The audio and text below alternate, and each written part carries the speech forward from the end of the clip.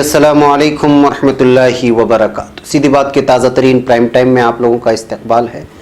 नाज़रीन, मैं अंसार अज़ीज़ नदवी आज के इवनिंग प्राइम टाइम में आप लोगों के सामने कमलेश तिवारी का जो आज बरसरेआम कत्ल किया गया है उसके बारे में तफसीलात से रखूँगा। और उधर यूपी हुकूमत की जानिब से साजिश चली जा रही है कि शिया सुन्नी वक्फ बोर्ड को तहलील करके एक ही मुस्लिम वक्फ बोर्ड के नाम से एक बोर्ड बनाया जाए। और उधर अफ़गानिस्तान से बहुत ही अफसोसनाक खबर आ जाई है।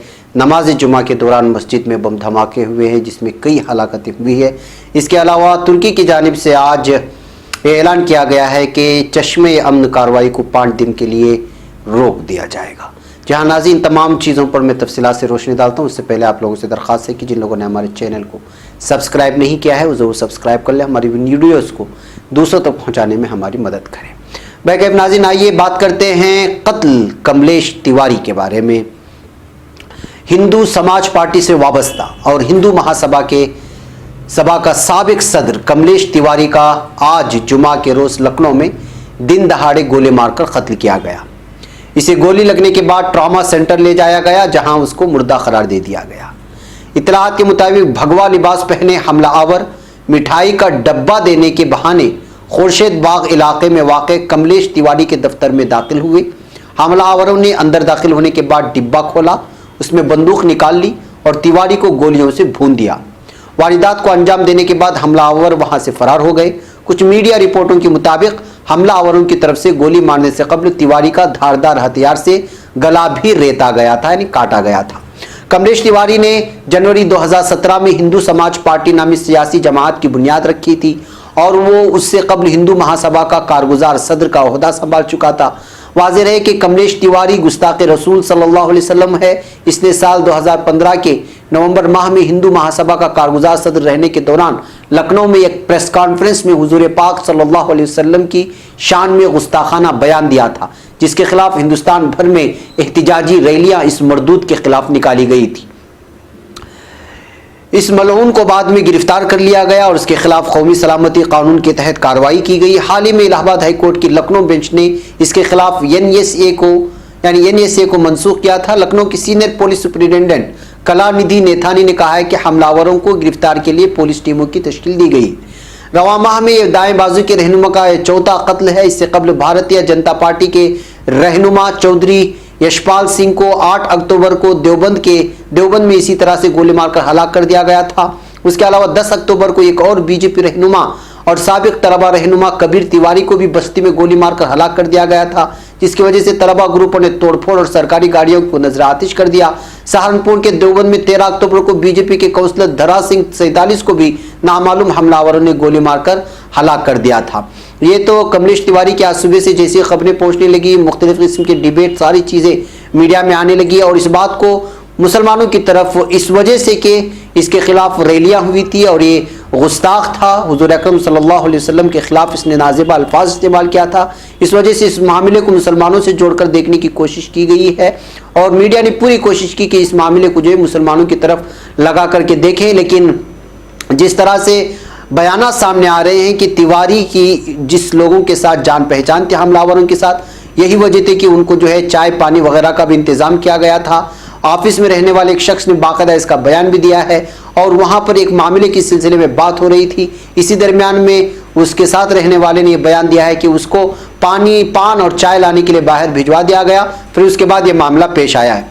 वाज़ेह रहे कि अभी कुछ दिन पहले बंगाल में एक लीडर को कत्ल कर दिया गया था, जबकि वो एक आरएसएस का मामूली नया रुकन था, लेकिन वहाँ की मीडिया ने उसको, बल्कि नेशनल मीडिया ने उसको पूरी तरह से मगरबी बंगाल की हुकूमत को जो है ज़ेर-ए-इताब लाया और उसको खुशगवार करार देने की कोशिश की। अब यहाँ का मामला ये है कि लखनऊ में इसका दिन दहाड़े कत्ल किया गया है और जिन लोगों ने कत्ल किया है उसको सीसीटीवी कैमरा फुटेज में वो महफूज भी हो गए हैं और वो भगवादारी भी है। ऐसे हालात में इन तमाम चीज़ों को देखने के बावजूद यहाँ हुकूमत की पुलिस को लेकर के जो चूक हुई है, पुलिस की जानिब से, हुकूमत के इंतजामिया की जानिब से चूक हुई है, उसको मुरीद इल्ज़ाम ठहराने के बजाय मीडिया इसका पूरा मामला यानी योगी हुकूमत को डायरेक्ट कटहरे में खड़ा करना था, लेकिन यहाँ मीडिया कुछ और काम ले रही है। यहाँ मुसलमानों को जो है जिम्मेदार ठहरा रही है और मगरबी बंगाल में ममता की जो है हुकूमत को मुरीद इल्ज़ाम ठहरा रही थी। तो ये मीडिया का साफ तौर पर रवैया देखा जा सकता है किस तरह से वो नफरत फैलाने की कोशिश कर रहा है। बहरकैफ ये पूरा मामला इस वक्त साफ तौर पर सामने निकल करके ये आया है कि अंदरूनी कुछ मामलात की वजह से, अपने ही लोगों की वजह से कमलेश तिवारी का कत्ल किया गया है। बहरकैफ नाज़रीन, गुस्ताख़ रसूल था, इस वजह से इस मामले को लेकर के अजीब अजीब तरह के तबसरे पेश किए जा रहे हैं। इस खबर को बहुत ज़्यादा हवा देकर के हिंदू मुसलमानों के दरमियान टकराव की सूरत हाल पैदा करने की कोशिश की जा रही है, जबकि कुछ ही दिनों में बाबरी मस्जिद का भी मामला सामने आने वाला है, फैसला आने वाला है। ऐसे हालात में सोशल मीडिया में जो डिबेट हो रहे और ज़मीनी हालात अगर एक देखा जाए तो महसूस ये हो रहा है कि जो है मुनज़्ज़म और मनसूबाबंद साजिश के तहत एक मैदान क्रिएट करने की 92 की तरह कोशिश की जा रही है। ऐसे हालात में इस तरह की खबरों को वायरल करने के बजाय हम तमाम लोगों को जो है एक मुस्तहकम और संजीदा कदम उठाने की ज़रूरत है, उस जानिब सोचने की ज़रूरत है।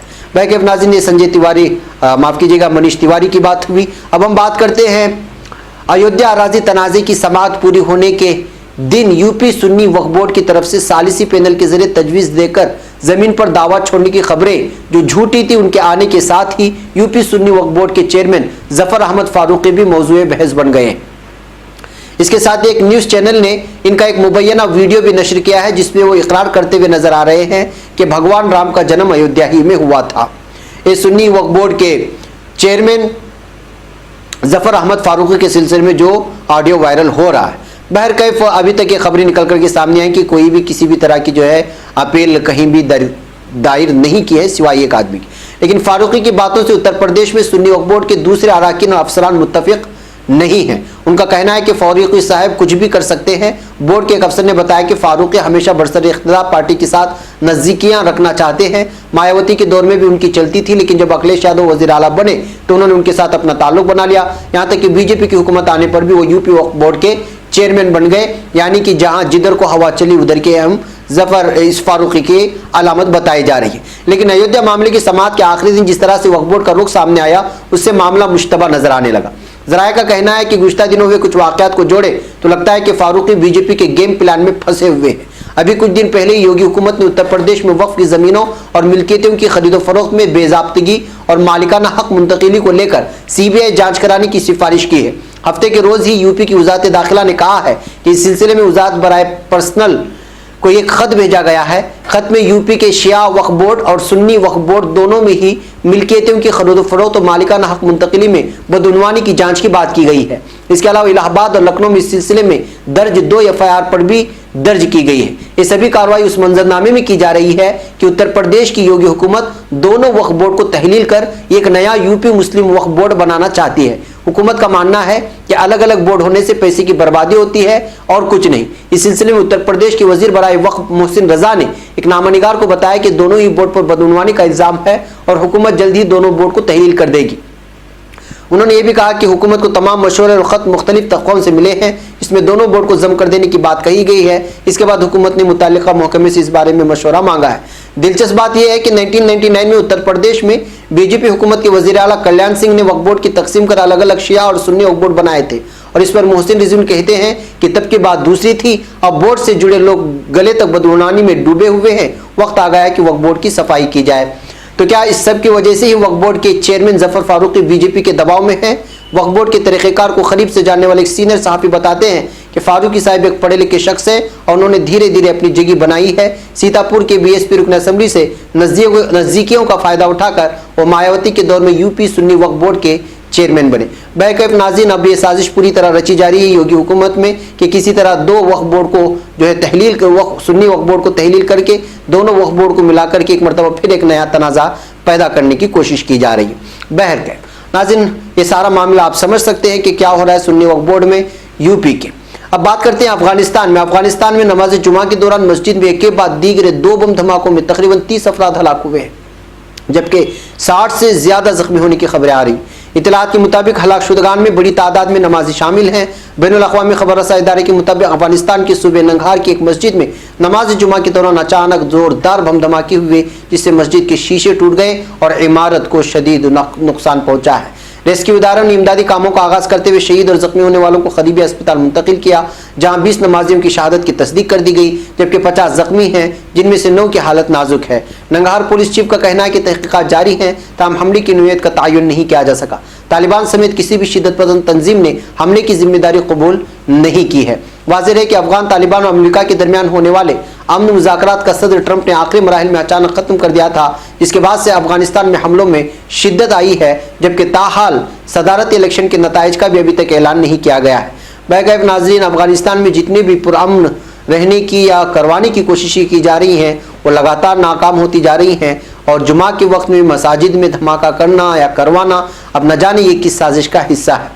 बहरकैफ इस तरह की अफसोसनाक खबरें जब आती हैं तो वाकई में हमें सोचना पड़ता है कि आखिर मुसलमान किस जानिब को जा रहा है कि उसके हाथों से उसकी मसाजिद भी इस वक्त न नमाजी महफूज हैं न मसाजिद। बहरकैफ नाज़रीन, अब बात करते हैं तुर्की के सिलसिले में शाम में उसकी जो कार्रवाई चल रही है। वज़ीर खारिजा मेवलूद चावुशओग्लू ने ऐलान किया है कि शाम में दरियाए फ़ुरात के मशरकी किनारे पर जारी चश्मे अमन कार्रवाई को 5 दिन का वक्फा दे दिया जाएगा। चावुशओग्लू ने इस अमल के फायरबंदी नहीं बल्कि वक्फा होने पर जोर देते हुए बताया कि अलहदगी पसंद तंजीम पीकेके की शाम में शाम PYD तुर्की शाम इराक सरहदों से पीछे हट जाएगी। वज़ीर खारिजा ने अमरीकी नायब सदर माइक पेंस की क़यादत के वफ़द इजलास के बाद प्रेस कॉन्फ्रेंस का एहतिमाम किया था। उनका कहना है कि अमरीकी वफ़द के साथ PYD के दहशतगर्दों के इलाके से इनक़िला, भारी असलहा को उनसे वापस लेने, उनके ठिकानों और तसादुम के लिए तामीर करदा इमारतों और मोर्चों को तबाह किए जाने पर मुताबकत कायम हो गई है। उन्होंने ये भी बताया कि अमेरिका के हमराह दरियाए फ़ुरात के मशरिक़ में दाइश के खिलाफ नबरद आज़मा होने के लिए बाहमी राब्ते और ताउन के माहौल में कार्रवाइयाँ की जाएंगी। कोबानी के मामले पर तुर्की की किसी किस्म की जमानत न होने पर जोर देते हुए जनाब चावुशओग्लू ने बताया कि हमारा मकसद 32 किलोमीटर अंदर तक और फ़ुरात के मशरक़ी किनारे से इराक़ी सरहदों तक के इलाकों को दहशतगर्दों से मुकम्मल तौर पर साफ़ करना और इस इलाके को महफूज मकाम की हैसियत दिलाना है। बैकअप नाज़रीन, इस फैसले का खैर मकदम किया है अमेरिका ने, और ट्रंप ने इस सिलसिले में ट्वीट भी किया कि जो है तुर्की से एक अच्छी खबर आई है और वो ये कि 5 दिन के लिए उसने वहाँ पर कार्रवाई करने का रोका है। अब आगे के दिनों में देखते हैं कि क्या होता है 5 दिन बाद, इसलिए कि इस वक्त रूस के सफ़र पर हैं एर्दोगान साहब, और उसके बाद शायद वहाँ से कोई फैसले आए या फिर वो लौटने के बाद कोई फैसले आए। बहरकैफ आज के हमारे प्राइम टाइम में मुझे इजाज़त दें, इंशाल्लाह फिर मुलाकात होगी। अस्सलामु अलैकुम रहमतुल्लाहि व बरकातहू।